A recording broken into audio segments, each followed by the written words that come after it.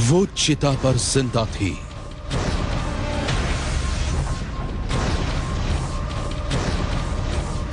उसे जलाया गया जिंदा।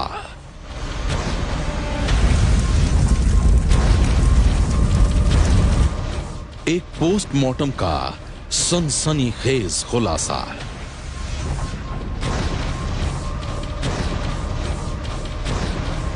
चिता का जिंदा रहस्य।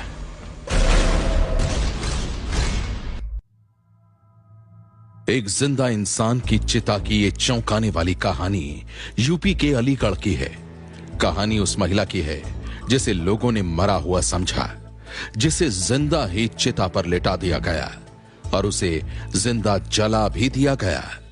लेकिन अब सामने आई है उस चिता के जिंदा रहस्य की वो कहानी जिसे सुनकर हर कोई सकते में है। यहाँ वो डेड बॉडी जलाई गई थी। किसकी? रचना की।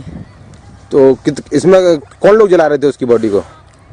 उसका पति था और कुछ लोग और थे।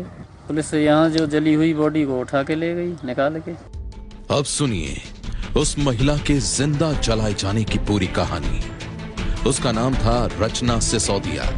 यूपी के बुलंदशहर की रहने वाली रचना अलीगढ़ के रहने वाले देवेश उर्फ देव चौधरी से बेहद प्यार करती थी। इतना प्यार कि दोनों ने घर वालों की मर्जी के बगैर ही शादी करने का फैसला किया। एक दिन दोनों चुपचाप बिना किसी को कुछ बताए घर से निकल गए। करीब 2.5 महीने पहले रचना और देवेश ने शादी कर ली। चूंकि घर वालों को रचना के बारे में कोई खबर नहीं थी, इसलिए उन्होंने पुलिस में रचना की गुमशुदगी का मामला दर्ज करवाया, जबकि रचना और देवेश नोएडा में रह रहे थे। रचना का पति देवेश पेशे से ड्राइवर था। वो रचना को पाकर बेहद खुश था, लेकिन कुछ दिन पहले जब रचना बीमार पड़ी तो वो परेशान रहने लगा। देवेश ने रचना को नोएडा के एक प्राइवेट अस्पताल में भर्ती करवाया, लेकिन हॉस्पिटल में जो कुछ हुआ उसे सुनकर आप भी सन्न रह जाएंगे। पुलिस के मुताबिक रचना का इलाज नोएडा के शारदा अस्पताल में हो रहा था, लेकिन 2 दिन अस्पताल में भर्ती रहने के बाद 25 फरवरी की रात अस्पताल के डॉक्टर ने रचना को मृत घोषित कर दिया। पत्नी की मौत से देवेश पर दुखों का पहाड़ टूट गया। वो पत्नी के अंतिम संस्कार के लिए लाश को श्मशान ले गया। रीति के मुताबिक देवेश ने अपनी पत्नी को चिता पर लेटाकर आग लगा दी और ठीक उसी समय पुलिस रचना को खोजते हुए शमशान घाट पर पहुंच गई। पुलिस ने रचना की अधजली लाश को अपने कब्जे में ले लिया। इंस्पेक्टर तुरंत वहां पे गए और ये पता लगा बॉडी लेके वो लोग जलाने के लिए घाट पे गए हुए हैं। पूरी फोर्स वहां पहुंची, लेकिन तब तक वहां पर बॉडी आधे से ज्यादा लगभग 65-70% चल चुकी थी। बॉडी को उन्होंने उसकी आग को शांत करा के और उसे कब्जे में लिया और पोस्टमार्टम के लिए भेज दिया। तब तक पुलिस को रचना की मौत पर शक था। उन्होंने सच्चाई जानने के लिए रचना की लाश का पोस्टमार्टम करवाया, लेकिन पोस्टमार्टम रिपोर्ट आते ही एक और चौंकाने वाला खुलासा हुआ। पता चला कि रचना की मौत किसी बीमारी से नहीं बल्कि जलने से हुई है।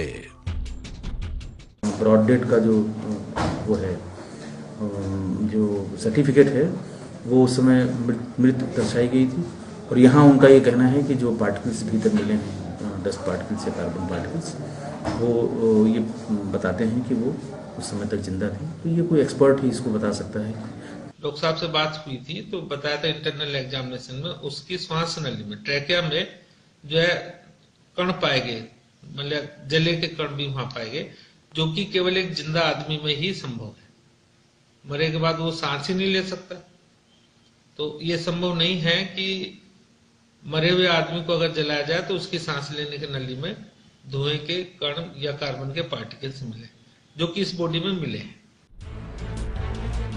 रचना की पोस्टमार्टम रिपोर्ट के बाद मामला और उलझ गया, क्योंकि नोएडा शारदा अस्पताल जहां रचना का इलाज चल रहा था, वहां के डॉक्टर्स ने तो रचना का डेथ सर्टिफिकेट भी उसके पति देव को दे दिया था। इसके बाद ही वो रचना का अंतिम संस्कार करने के लिए उसे अपने गांव लेकर गया था। पोस्टमार्टम के खुलासे के बाद रचना का पति और शारदा अस्पताल दोनों ही सवालों के घेरे में आ खड़े हुए हैं। सवाल था कि रचना की अगर जलने से मौत हुई तो फिर अस्पताल ने उसकी मौत को बीमारी से मौत क्यों बताया। क्या रचना जिंदा थी और डॉक्टर्स ने उसे लापरवाही से मृत घोषित कर दिया? क्या रचना के पति देव को पता था कि रचना की मौत नहीं हुई है? रचना के पति ने रचना के मायके वालों को उसकी मौत की सूचना क्यों नहीं दी? अगर नोएडा के शारदा अस्पताल की रिपोर्ट सही थी तो क्या अलीगढ़ के अस्पताल के डॉक्टर्स ने गलत रिपोर्ट दी? रचना की मौत की सच्चाई अब भी सामने नहीं आई है और अब भी ये रहस्य बना हुआ है कि क्या रचना को जिंदा ही चिता पर जला दिया गया था। सनसनी के लिए अलीगढ़ से कुमार प्रदीप की रिपोर्ट। सनसनी। आज की सनसनी में बस इतना ही। आप रहिएगा होशियार। सन्नाटे को चीरती सनसनी फिर देगी दस्तक आपकी दहलीज पर।